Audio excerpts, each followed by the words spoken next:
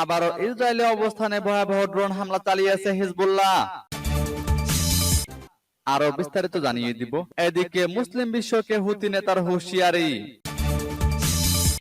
এবার মিয়ানমারে জান্তার বিমান হামলায় শিশু সহ নিহত অন্তত 11 জন। এদিকে ইউক্রেনে রাতভর ভয়াবহ ড্রোন হামলা চালিয়েছে রাশিয়া। আরো জানিয়ে দিব। এবার শরতের মধ্যেই যুদ্ধ শেষ করার আহ্বান জেলেনস্কির।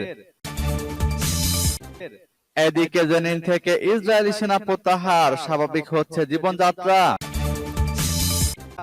এবার গৃহযুদ্ধে জর্জরিত মিয়ানমারের ভবিষ্যৎ নিয়ে চীন মার্কিন দ্বন্দ্ব। এবং সর্বশেষে জানিয়ে দিব। এদিকে কারাগার থেকেই হুঁশিয়ারি ইমরান খানের, পাকিস্তানে তোলপাড়। শুনছিলেন সংবাদ শিরোনাম, এখন বিস্তারিত। তবে তার আগে অনুরোধ থাকবে, এই ভিডিওতে একটি লাইক দিন এবং কমেন্টস করে জানিয়ে দিন আপনি কোন জেলা থেকে বা কোথায় থেকে আমাদের সাথে যুক্ত রয়েছেন। এবং সংবাদের সর্বশেষ গুরুত্বপূর্ণ আপডেট পেতে চ্যানেলটি সাবস্ক্রাইব করে আমাদের সঙ্গে থাকুন।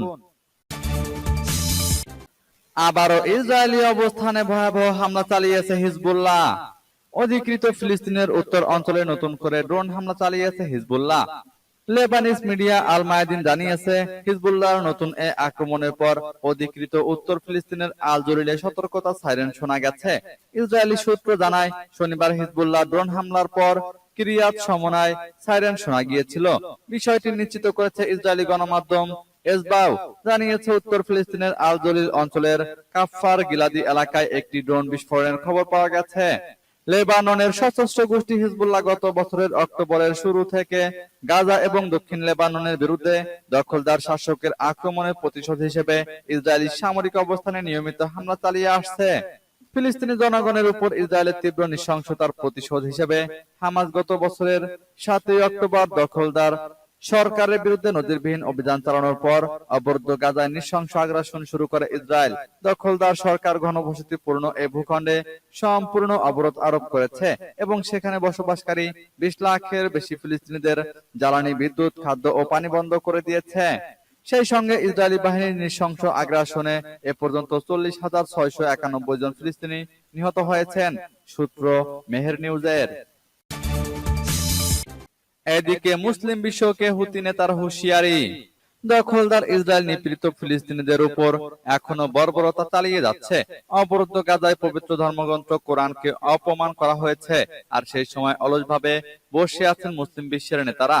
এমন দাবি করেই ইয়েমেনের বিদ্রোহী গোষ্ঠী হুতি আরব নেতাদের কঠোর সমালোচনা করেছেন। হুতির শীর্ষ নেতা আব্দুল মালিক আল হুতি বলেছেন, আরব দেশগুলি এই বিষয়ে স্পষ্ট অবস্থান না নিয়েই ফিলিস্তিনিদের বিরুদ্ধে ইহুদিবাদী শাসকের অপরাধ, মসজিদে অগ্নিসংযোগ এবং পবিত্র কোরআনের অসম্মান বসে বসে দেখছে। তিনি সতর্ক করে দিয়েছেন, মুসলিমরা তাদের মর্যাদা এবং স্বাধীনতা হারাবে যদি তারা এমন একটি গুরুত্বপূর্ণ বিষয়কে উপেক্ষা করে। হুতি নেতা বলেছেন, কিছু আরব দেশ এবং সরকার ইহুদিবাদী শত্রুকে সন্তুষ্ট করার চেষ্টা করে এবং তাদের সুরক্ষার বিনিময়ে ছাড় দেয়। এই আরব শাসন ব্যবস্থা শত্রুদের জন্য যতই উপকারী হোক না কেন, তাদের আর প্রয়োজন না হলে তাদের বাতিল করা হবে। এবার মিয়ানমারে জান্তার বিমান হামলায় শিশু সহ নিহত অন্তত 11 জন। মিয়ানমারের উত্তর অঞ্চলীয় শান প্রদেশে জান্তা সরকারের বিমান হামলায় 11 জন নাগরিক নিহত হয়েছেন। এতে আহত হয়েছেন আরো 11 জন। হতাহতদের সবাই বেসামরিক। নিহতদের মধ্যে 5 জন পুরুষ, 4 জন নারী ও 2 জন শিশু রয়েছে। দেশটির সামরিক জান্তা বিরোধী ক্ষুদ্র নৃগোষ্ঠীর সশস্ত্র একটি সংগঠনের মুখপাত্র শুক্রবার এই তথ্য দিয়েছে। খবর এএফপির।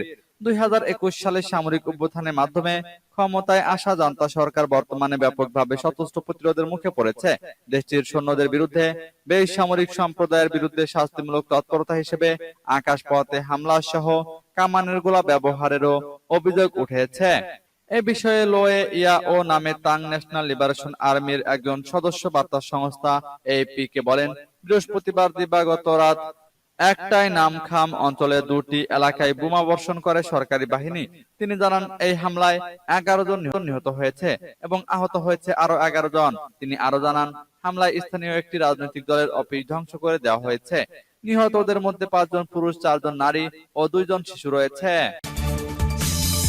এদিকে ইউক্রেনে রাতভর ভয়াবহ ড্রোন হামলা চালিয়েছে রাশিয়া। ইউক্রেনের 11টি অঞ্চলে 60টির বেশি দূরপাল্লার শাহেদ ড্রোন হামলা চালিয়েছে রাশিয়া। শনিবার ইউক্রেনের বিমান বাহিনী জানিয়েছে এর মধ্যে 58টিকেই ভূপাতিত করতে সক্ষম হয়েছে তারা। খবর রয়টার্সের টেলিগ্রাম মেসেজিং অ্যাপে দেওয়া এক বিবৃতিতে বিমান বাহিনী বলেছে, রাশিয়া অধিকৃত উপদ্বীপ থেকে ড্রোনগুলো নিক্ষেপ করা হয়। এর ফলে ইউক্রেনের 11টি ইউনিটেই বিমান প্রতিরক্ষা ইউনিটগুলোকে সক্রিয় থাকতে দেখা যায়। অফিসিয়াল টেলিগ্রামে বেশ কয়েকটি ছবি সহ পোস্ট দিয়ে এক পার্লামেন্ট সদস্য আলাদা এক বিবৃতিতে জানিয়েছেন, এমনকি ইউক্রেনের রাজধানী কিয়েভের পার্লামেন্ট ভবনের পাশে ড্রোনের ধ্বংসাবশেষ পাওয়া গেছে।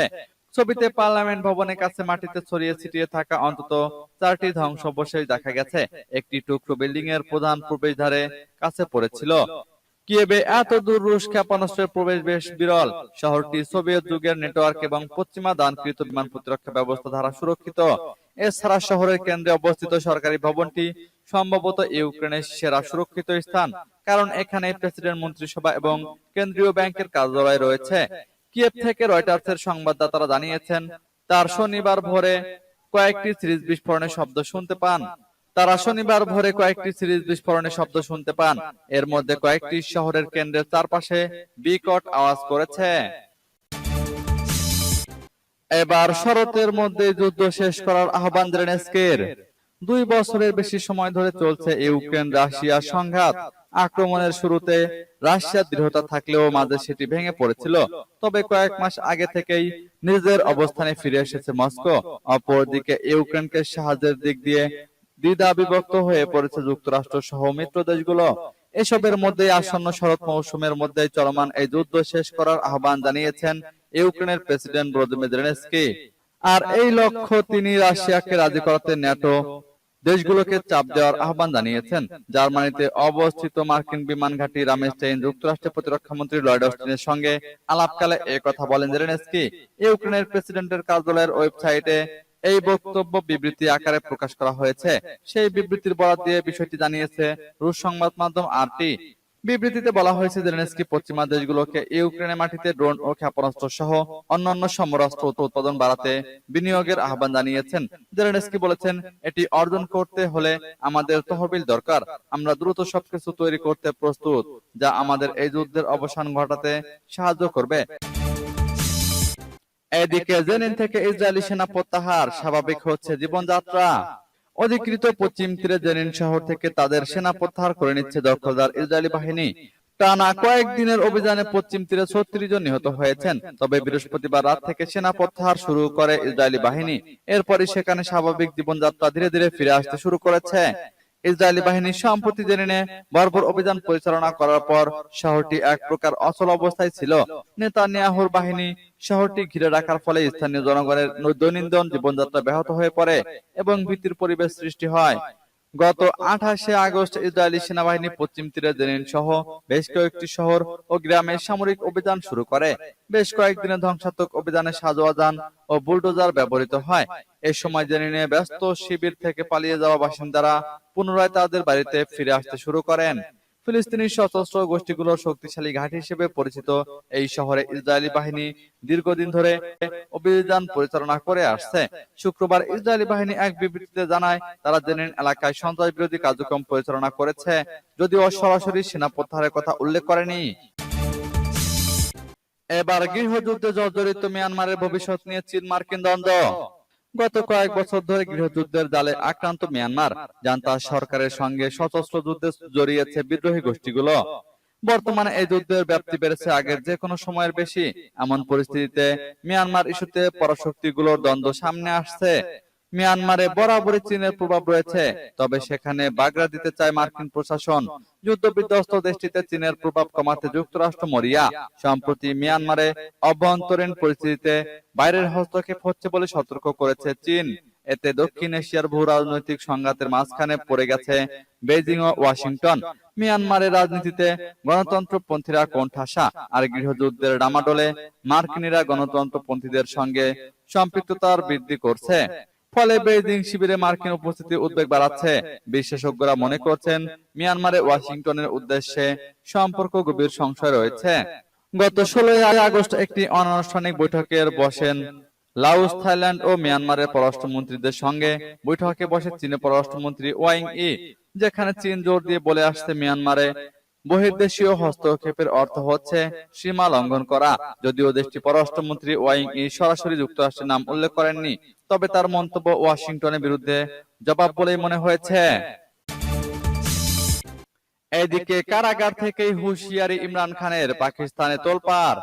পাকিস্তানের সাবেক প্রধানমন্ত্রী ও পিটিআই নেতা ইমরান খান জেল থেকে মুক্তি পেলে ন্যাশনাল অ্যাকাউন্টেবিলিটি ব্যুরো চেয়ারম্যান ও কর্মকর্তাদের বিরুদ্ধে কঠোর ব্যবস্থা নেওয়ার হুঁশিয়ারি দিয়েছেন।